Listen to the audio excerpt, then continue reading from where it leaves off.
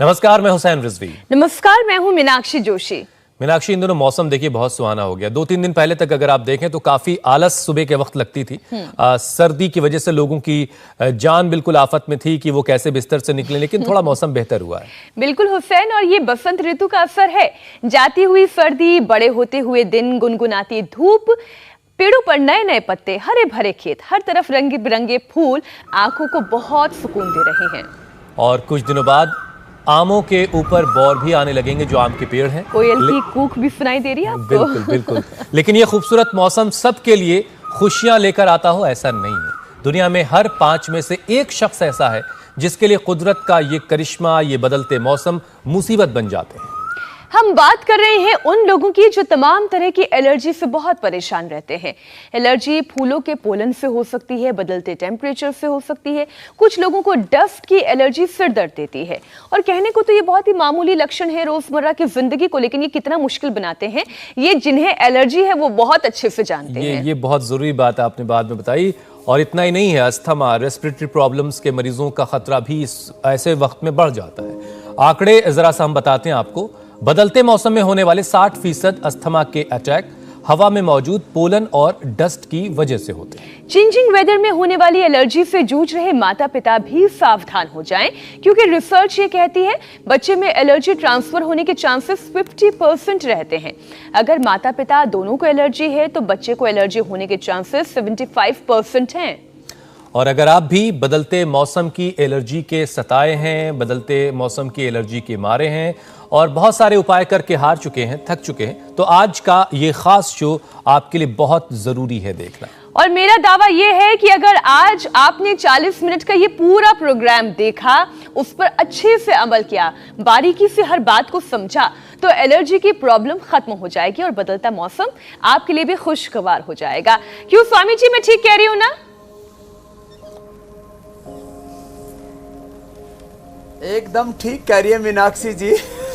ये जैसे प्रकृति उत्सव मना रही है, आप चारों ओर योगग्राम में देख रहे हैं कि ये इतने सुंदर फूल, और ये खाली फूलों की बात नहीं, ये तो जीवन पुष्प है ना, ये तो भगवान की। और मीनाक्षी ने स्वामी जी ये दावा आपकी जानिब से किया है, आपकी तरफ से। क्या नाम है डॉक्टर साहब? स्वामी जी, मेरा नाम अशोक बेरड है और मैं एंकाइलोजिंग स्पॉन्डिलाइटिस से डॉक्टर हैं। एंकाइलोजिंग स्पॉन्डिलाइटिस था इनको, जो पूरी दुनिया में कहते हैं अच्छा नहीं होता। और ये बाईं तरफ मेरे एक पूजा है, इसकी भी हालत यही थी। ये दोनों कुबड़े हो गए थे, माने इसको धनुर्वात कहते हैं। चाहे बीमारी जितनी हो, अब एनर्जी कम होने से एलर्जी तो होती है। एंकाइलोजिंग स्पॉन्डिलाइटिस हो गया था, अब ये तो खुद डॉक्टर है। अब क्या हाल है?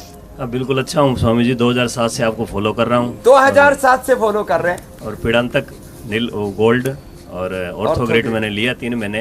अब बिल्कुल स्वस्थ हूँ, अपना अच्छे से काम कर रहा हूँ, कोई प्रॉब्लम नहीं है। बीच में एक बार हालत पहले खराब हो गई थी, नहीं काम कर पाता था, और अब बिल्कुल स्वस्थ हूँ और बिल्कुल सही हूँ। तो ये ताड़ासन, तिर्यक ताड़ासन, उष्ट्रासन, भुजंगासन का ये परिणाम है।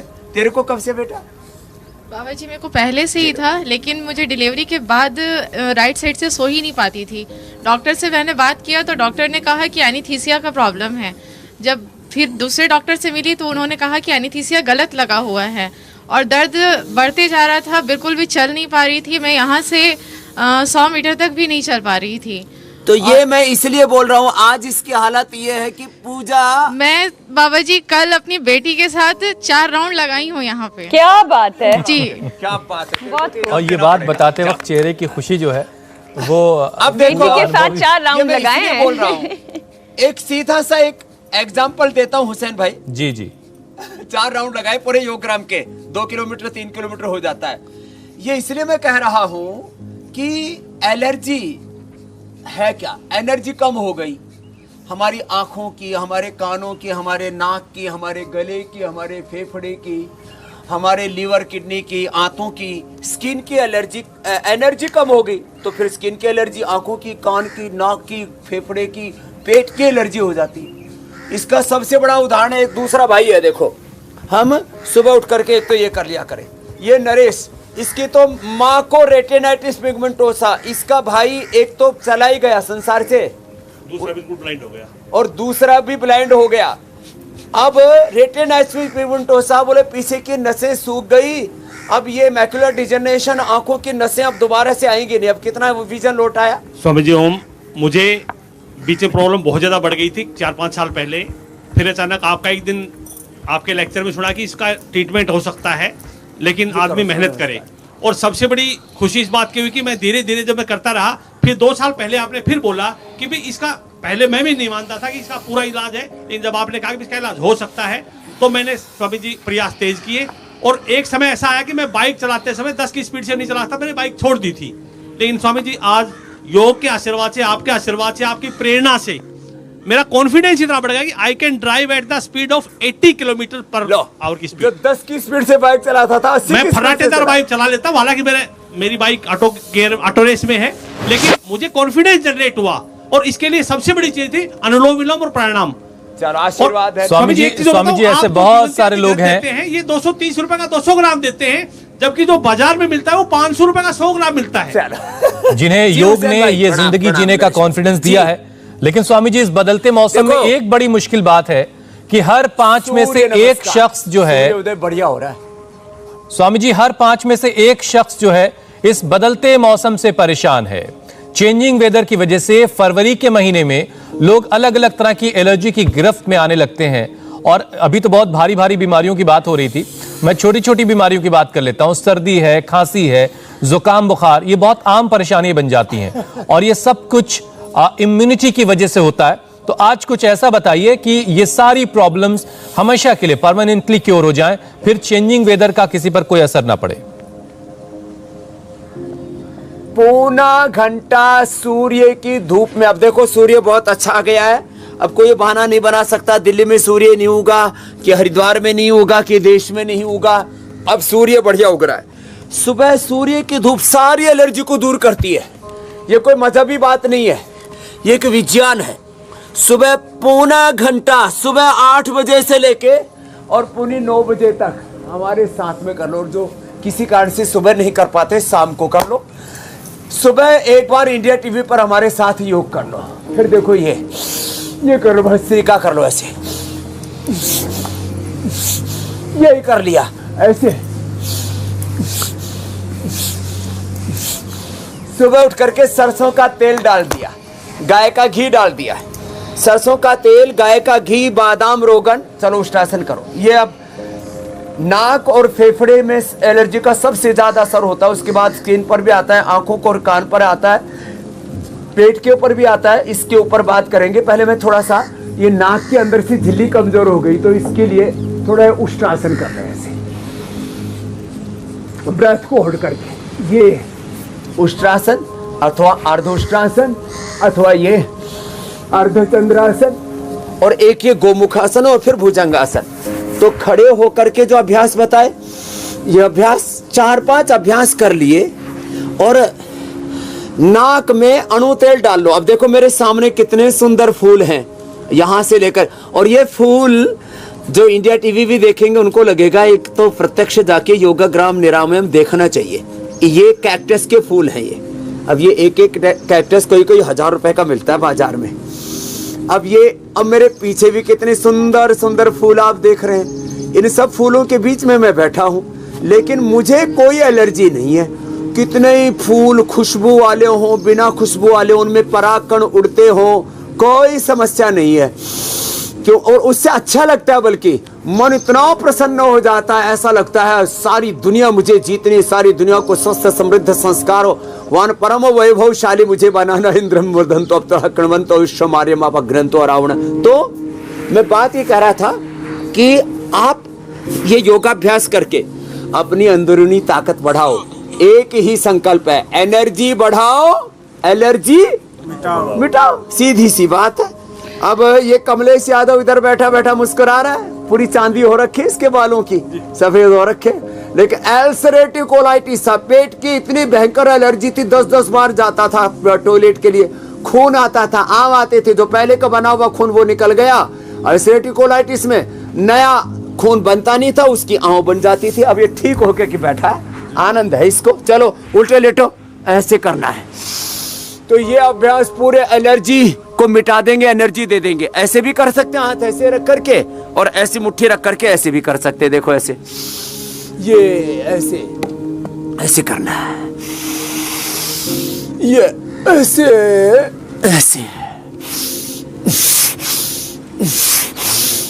ऐसे लंबे लंबे श्वासों के साथ करना चाहिए। कुछ लोग करते हैं ऐसे मरे मरे से, ऐसे ऐसे नहीं करना, पूरा करना, ऐसे पूरा किया, पूरा आ गया ऐसे मुट्ठियों पर स्वामी जी, लेकिन आपने पहली बार करवाया है तो ऐसे ही देखो, बाकी तो अभ्यास हम बताएंगे ही।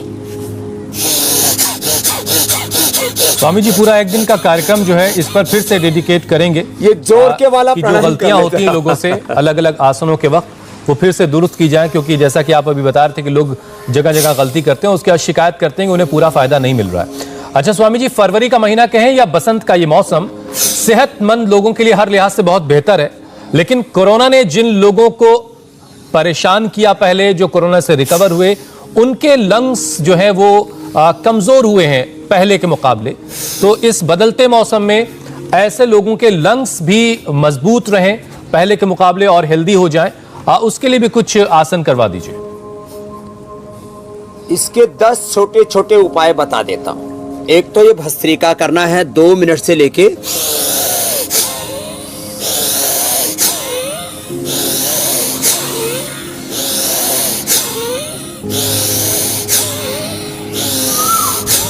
बहरोड की एक बहन है उषा, 80% लंग खराब हो गया।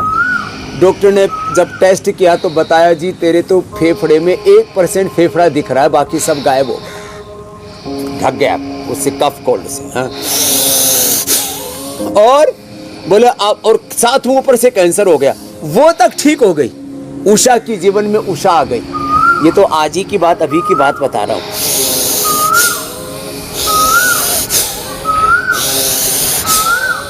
ये आगे देखो, उधर से चलती फिरती, अभी तक तो ये ब्रह्मलोक में पहुंच गई होती। ये बच के आ गई है। हाँ? ये तो इधर बैठ उषा, और भैया इधर आ रिधम। इसकी तो शुगर अब पूरी नील हो गई है। ऊँटनी का दूध पिलाया इसको, मधुनाशिनी मधुग्रीट खिलाया, आप तो मुंडू का आसन करो। और ये उषा जिसकी मैं बात कर रहा था, आप तो सामान्य लंग की बात कर रहे थे, क्या बता दिया था डॉक्टर ने? 6 महीने में मर जाएगी। हाँ जी। ये इसकी डेथ रेट एक्सपायरी हो रखी है। जोरदार ताली बजा दो भाई। डेथ रेट एक्सपायरी करके बैठी है। प्राणायाम किया, अब 80% फेफड़ा जो खत्म हो गया था, कितनी देर करती है? 1-1 घंटा। 1-1 घंटा भस्त्रिका, 1-1 घंटा कपालभाति, अनुलोम विलोम। और दवाई क्या लेती है? दवाई यही कोरोनिल, सवासिरी, ये स्वासारी। हाँ जी, ये लेती है बस। चलो बैठो, करो कपालभाति करो। अब देखो ये तो शुगर इसने, इसको बच्चे को, छोटे छोटे बच्चों को आजकल टाइप 1 डायबिटीज, एंक्लोजिंग स्पोलाइटिस, ये एलर्जी, फिर टीबी, पता नहीं क्या क्या। इनके ऐसे लोगों के लिए हमने विशेष यहाँ पर व्यवस्था कर रखे, जो बेबस लाचार गरीब हैं उनके लिए भी, कि आओ हम आपकी बीमारी मिटाते हैं। तो भस्त्रिका फेफड़ों के लिए, भस्त्रिका, कपालभाति, अनुलोम विलोम, फिर उज्जाई, होल्ड करके रखना, और फिर दाएं को बंद करके बाएं से छोड़ना, फिर दाएं से लेना, सूर्य भेदी। ये 5 प्राणायाम करना है। भस्त्रिका, कपालभाति, अनुलोम विलोम, उसके साथ उज्जाई और ये सूर्य भेदी। ये तो 5 उपाय हो गए योग के। फिर उनको अणु तेल डालना है, दिव्य धारा से स्टीम लेनी है। उनको स्वासारी क्वाथ, पंचकोल क्वाथ, अथवा स्वासारी वटी या स्वासारी गोल्ड, जो जिसके लिए देखो ये सारे विकल्प है हमारे पास। स्वासारी क्वाथ भी हमारे पास में, और ये स्वासारी वटी भी है, स्वासारी ये जो है प्रवाही भी है, स्वासारी गोल्ड भी है। जिनको बहुत ज्यादा खांसी रहती हो तो ये कंठामृत भी है, इसको ले ले। ये बामल जो है इसको लपेट लगा देते हैं ऐसे। और ये तो जरूरी है, भस्त्रिका, कपालभाति, अनुलोम विलोम, उज्जाई और सूर्य भेदी। और गर्म पानी पिए, और दिव्य पेय पिए। दिव्य पेय, ठंडा पानी नहीं पिए, दिव्य पेय ही पिए। जिनको रेडीमेड चाहिए तो रेडीमेड भी देते हैं दिव्य पेय। दिव्य पेय का ही सेवन करना है। थोड़ा दूध में हल्दी, सिलाजी, च्यवनप्राश ले ले। इतने उपाय कर लेंगे जी, फेफड़े चाहे मैंने कहा ना उषा की तरह 80% 90% भी खराब हो गए, वापस आ जाएंगे। ये है कमाल। अच्छा स्वामी जी, बाकी सामान्य सर्दी, जुकाम, कफ, कोल्ड, ये छींक आना, स्नीजिंग कोई बीमारी है। अच्छा, मैं ये पूछी थी स्वामी जी, बसंत मेरी ऋतु बहन। में लोगों को पोलन यानी फूलों के पराग और पोल्यूशन से भी खांसी और अस्थमा के अटैक आने लगते हैं। इससे देखिए, योगाभ्यास तो जो है वो एक सतत प्रक्रिया है, रोज हम करते रहेंगे तो इसका फायदा भी मिलता रहेगा। लेकिन अगर इंस्टेंट रिलीफ पाना हो, क्योंकि एक बार अगर अस्थमा का अटैक आ गया, एक बार खांसी का अटैक आ गया, कई लोगों को तो छींकों का भी अटैक आ जाता है, एक साथ कंटिन्यूअसली 20-25 बार छींकते हैं, तो इससे इंस्टेंट रिलीफ कैसे मिल सकता है? इंस्टेंट रिलीफ के लिए ये जो मैंने बोला ना, इसको सूंघ ले, ये जो दिव्य धारा है ना, इसको ऐसे रुमाल में डाल लिया और उस रुमाल को बीच बीच में ऐसे रुमाल के ऊपर ये 5-7 बूंद डाल ली जैसे ऐसे, और इसको बीच बीच में ऐसे ही सूंघ लिया। अणु तेल सुबह डाल लिया करे, ये तो अणु तेल तो बताया हुआ पहले, ये इंस्टेंट रिलीफ देता है। और ये जो स्वासरी गोल्ड है ना, ये तो रामबाण है, रामबाण। और ये कंठामृत ऐसे ही गले में डाल के ऐसे ही चूस लिया ना, खांसी का अटैक आया हुआ है ना, एकदम से प्रोटेक्ट कर देती है। इतनी जबरदस्त चीज। और स्वासरी गोल्ड 2-2 ले ले, सुबह दोपहर शाम, और दिन भर दिव्य पेय पिए। थोड़े दिन खजूर कल्प कर ले, मैं विशेष रूप से करवाता हूँ। और गरम गरम तेल छाती पे डाल करके, हमने जिनको 2 कदम नहीं चला जाता था उनको दौड़ाया है। जैसे एंक्लोजिंग वाली उषा बोल रही थी कि मैंने 2 राउंड लगाए योगा ग्राम के, ऐसे करवाते हैं हम। तो ये मंडूकासन और रिदम की तरह वक्रासन, ऐसे ये ऐसे करना है। अब देखो, इंस्टेंट के लिए स्वर्ण वसंत मालती आधा ग्राम शहद में चटा दो, मरता हुआ आदमी जिंदा हो जाता है। सुबह एक भाई प्रवीण बोल रहा था, उसकी पत्नी को 9-9 लाख का इंजेक्शन लगाया, जो है डॉक्टर ने बोल दिया मरेगी। उसने खाली यही स्वासारी जो बता रहे कोरोनिल बताते हैं, यही दिया और इसी से जो है मरने से बच गई। अब वो जो है बोले कि मुझे तो जी लाइफ मेंबर बनना है। मैंने कहा बन जाता, लाइफ मिल गई हमको, वाइफ मिल गई, मर गई थी नहीं तो। ये छोटी छोटी बातें हैं। लोगों को ऐसा लगता है एलोपैथी में ही दवाई है। एलोपैथी में टेम्परेरी रिलीफ और परमानेंट नुकसान। बीपी हो, शुगर हो, थायराइड हो या एलर्जी हो, इसकी कोई दवाई नहीं है। जो दवाइयाँ देते हैं वो एलर्जी आदि के लिए टेम्परेरी रिलीफ होता है। अंदर से पूरा अपने आप को ठीक करना है तो योग ही एकमात्र सहारा है।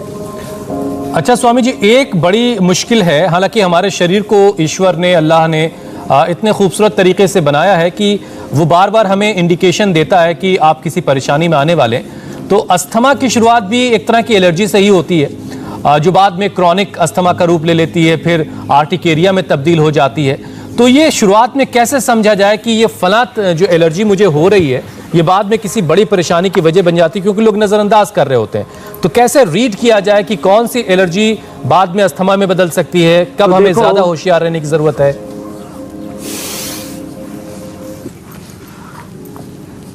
जिनको बार बार सर्दी, जुकाम, बुखार, कफ, कोल्ड, छींक आना और नाक से पानी बहते रहना, गंगा, यमुना, सरस्वती एक साथ बहती है जिनकी, तो उन लोगों को शुरू से ही सावधान हो जाना चाहिए। ये इंडिकेशन है कि आपका रेस्पिरेटरी सिस्टम वीक है। मैंने कहा ना, एनर्जी कम है, उसी से एलर्जी, फिर कफ, कोल्ड, अस्थमा आदि बनता है। थोड़े थोड़े दर्द शुरू हुए, बाद में वही एंक्लोजिंग स्पॉन्डिलाइटिस, रूमेटॉइड आर्थराइटिस और फिर गाउट और अलग अलग प्रकार के ऑटोइम्यून डिजीज का रूप ले लेता है।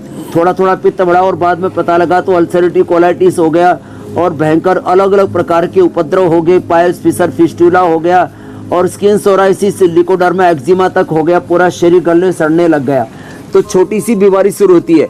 तो ये जो हम कल हमने वात, पित्त, कफ का बताया था ना, तो कफ रोग जब शुरू होते हुए मैं कहता हूँ रोगों को पनाह मत दो, पैदा होते ही उनकी भ्रूण हत्या कर दो। तो माने पैदा होने से पहले उनको खत्म करो। पवन मुक्तासन, उत्तान पादासन, ये तो रोज करने, इसलिए हम कराते कराते इस बात को बता रहे हैं। तो जैसे ही कफ की वात, पित्त, कफ ये जन्मजात होते, कोई न कोई प्रधान प्रकृति होती है, बस उसको संतुलित करके रखे। समदोषः समाग्निश्च समधातु मलक्रियः प्रसन्नात्मा इंद्रिय मन स्वस्थ्यते विधीयते। तो जैसे ही कफ कोल्ड का पता लगता है तो घी जो है उसको ना खाएं, दूध में हल्दी मिला करके थोड़ा शिलाजीत, च्यवनप्राश आदि का सेवन करें तो फिर उससे आपको दूध, घी आदि पूरा मिल जाएगा और वो आपको दिक्कत नहीं करेगा। तो जो है शुरू से ही जिनको पता लगा कि अब कफ कोल्ड है तो शुरू से ही उसको नियंत्रित कर लो। और श्वासारी ये श्वास रोगों की, श्वास माने श्वास, कफ कोल्ड, उसकी दुश्मन है श्वासारी। चलो ये कर बेटा। पवन मुक्तासन, उत्तान पादासन, नौकासन, सेतु बंधासन, पादांगुष्ठ नासासन, सर्वांगासन, हलासन। बच्चों को शुरू से ही शीर्षासन हम करवाते हैं, तो कफ कोल्ड से लेकर के फिर उसका असर आंखों पर, कान पर, बालों पर, पूरे जिंदगी पर आता है। पूरा ये कफ कोल्ड तो ना एक पूरे जीवन को ही एक तरह से इस गति को ही मंद कर देता है, कुंद कर देता है। अच्छा स्वामी जी, कई बार कफ की वजह से चेस्ट में कंजेशन होता है, सांस लेने के दौरान व्हीजिंग की आवाज आती है, ड्राई कफ और कफ की जो शिकायत है, तो चेस्ट क्लियर हो इसके लिए क्या समाधान करना है, क्या इसके लिए रास्ता है? यौगिक और आयुर्वेदिक दोनों उपाय बताइए। तो देखो, एक तो रोज जो है प्राणायाम तो बता ही दिया हमने, भस्त्रिका, कपालभाति, अनुलोम विलोम, उज्जाई और सूर्य भेदी। जी जी। उसके अलावा जो कर सके उनको ये सर्वांगासन और हलासन हो जाए तो बहुत अच्छी बात है। और यदि नहीं भी हो रहा है तो चलो बाबू बैठो, सिंहासन करो, ऐसे सिंहासन। चलो सारे शेरों शेरनियों धाड़ो।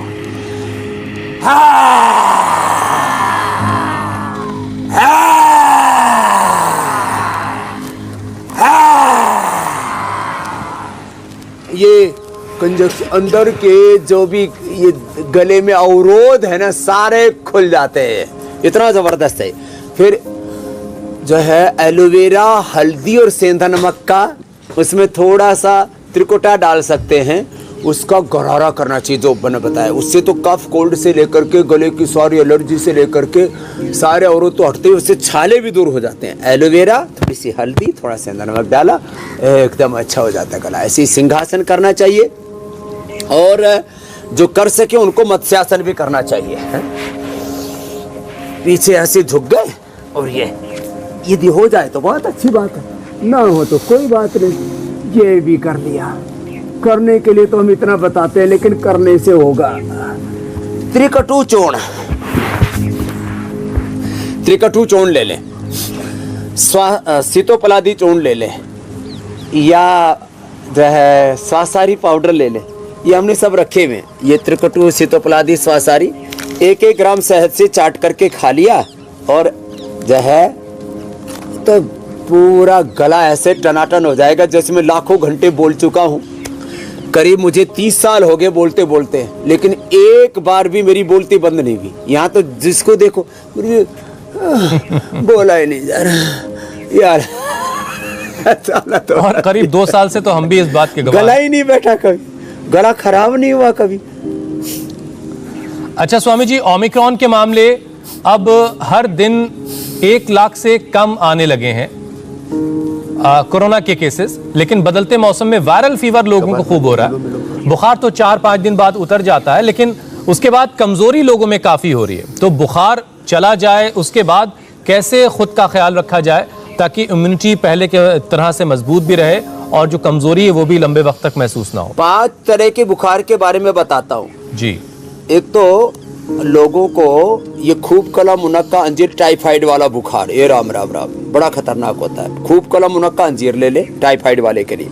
आजकल डेंगू, चिकनगुनिया भी पूरे देश में अलग अलग प्रांतों में फैल रहा है, क्योंकि पूरा हिंदुस्तान इंडिया टीवी पर, जो नॉन हिंदी भाषी वो भी इंडिया टीवी देख करके सुबह योग करते हैं, और वहां पर भी कहीं डेंगू कहीं चिकनगुनिया फैल रहा है। तो ये वेटग्रास, एलोवेरा, गिलोय, तुलसी, नीम आदि का जो हम काढ़ा बताते हैं, इसमें पपीते के पत्ते और डाल लें।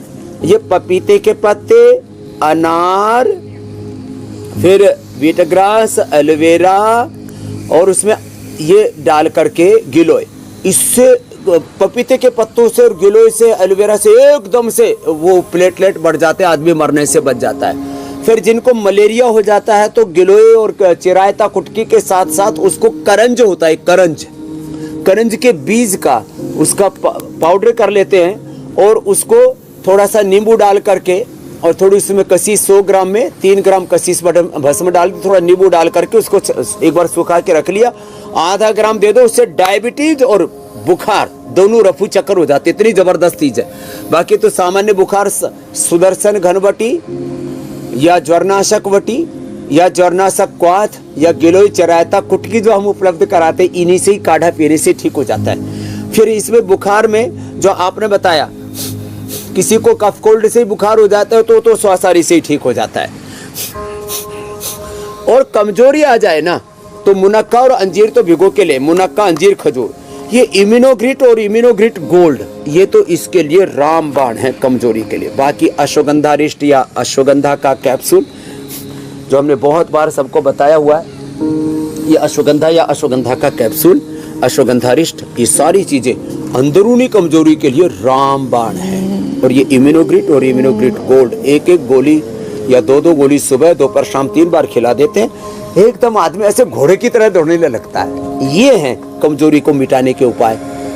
बहुत सारे लोग स्वामी जी ऐसे भी हैं जो आपको देख के भी जिनकी कमजोरी दूर हो जाती है। कॉम्प्लिकेशन नहीं तो डिजीज और डिजीज की कॉम्प्लिकेशंस। दरअसल वो उत्साह देख के कमजोरी दूर हो जाती है कि रोज आप योगाभ्यास कर सकते हैं तो फिर हम भी कर सकते हैं। बिल्कुल बिल्कुल। और अब बारी स्वामी जी लोगों के सवालों को शामिल करने की है, और पहला सवाल प्रियंका का है। उनके पिताजी को रात के वक्त अचानक खांसी आने लगती है और जो काफी देर तक उन्हें फिर परेशान करती है, तो उनके पिताजी के लिए कोई उपाय बता दें। और ऐसा ही एक सवाल स्वामी जी इसी में और जोड़ देता हूं, सांची का ये सवाल है। 55 साल उम्र है, मौसम बदलते ही सर्दी जुकाम हो जाता है जिसकी वजह से कमजोरी आ जाती है, तो दोनों सवालों के जवाब आप एक साथ दे दें। तो सांची और प्रियंका दोनों के लिए बता देता हूं जी। कंठामृत, ये 2 गोली ऐसे मुंह में डाल के, किसी को रात को भी रात भर खांसी नहीं आती है ना, वो भी एकदम ठीक हो जाते हैं। मैंने थोड़ी देर पहले बताया था, ध्यान से सुना हो तो, कि दिव्य पेय पिलाएं, दिन भर ठंडा पानी नहीं पीना, स्वासारी क्वाथ या स्वासारी प्रवाही या स्वासारी वटी या स्वासारी गोल्ड। स्वासारी गोल्ड ये कैप्सूल खोल करके एक एक या दो कैप्सूल सुबह दोपहर शाम 3 बार देते, 3 ही दिन में खांसी कितनी भयंकर हो ठीक हो जाएगी। ये चूसने के लिए कंठामृत अथवा लवंगादि खदरादि वटी, और दिन भर 1 लीटर पानी में 10-20 ग्राम डाल दिया, उबाल करके रख लिया, ऐसे दिन भर यही पे ठंडा पानी नहीं पीना। और खजूर कल्प, बाकी सारी चीजें बंद, खजूर कल्प करें, खजूर ही खाएं जब भी भूख लगे।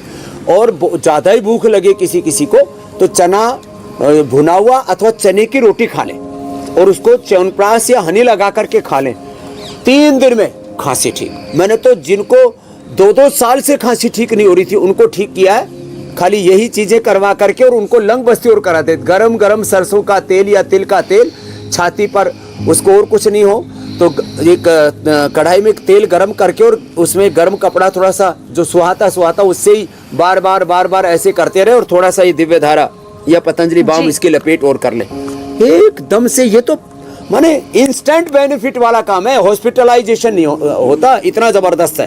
तो ये प्रियंका और सांची दोनों के लिए उत्तर दे दिया है, प्राणायाम तो करना ही है। बिल्कुल। अगला सवाल दिव्या का है स्वामी जी, उनकी उम्र 26 साल है और 3 हफ्ते पहले कोरोना से वो रिकवर हुई है, लेकिन रिकवरी के बाद से ही सिर के पिछले हिस्से में दर्द होता है। इसके लिए वो उपाय जानना चाहती है, सिर के पिछले हिस्से में उन्हें दर्द होता है। तो देखो, दिव्या तो हमारा ब्रांड ही है, तो वो दिव्य मेधावटी ले ये दिव्य मेधावटी और ये न्यूरोग्रिट, ये तो इसके लिए अप्रतिम है। तो दिव्य मेधावटी ले ले, अनुलोम विलोम कर ले, बादाम रोगन ये नाक में डाल ले, इतना जबरदस्त है ये, बादाम रोगन नाक में डाल ले, अनुलोम विलोम कर ले, भ्रामरी उद्गीत कर ले, सिर में बादाम रोगन की मालिश भी कर ले, और मेधा इष्टि से हवन कर ले, मेधा क्वाथ से, मेधा क्वाथ भिगो करके भी पी सकते हैं, और 2-2 गोली मेधावटी ले ले और मेधा क्वाथ भी पी सकते हैं, न्यूरोग्रिट एक सुबह शाम ले ले। 3 दिन के अंदर ही कितना भयंकर दर्द हो रहा हो, वैसे तो एक ही दिन में ठीक हो जाता है यदि अनुलोम विलोम भ्रामरी उद्गीत 15-15 मिनट तीनों कर लिए जाए, एक ही दिन में दर्द ठीक। और ये पॉइंट भी दबा ले यहाँ से और यहाँ से, ये जो है ये जो है रिंग फिंगर के टॉप पर, अंगूठी के टॉप पर, यहाँ से दबाते हैं। इसको शुगर थी तो इसको यहाँ से दबाया है ना, यहाँ से खूब, ये पेन क्रियाज का पॉइंट था।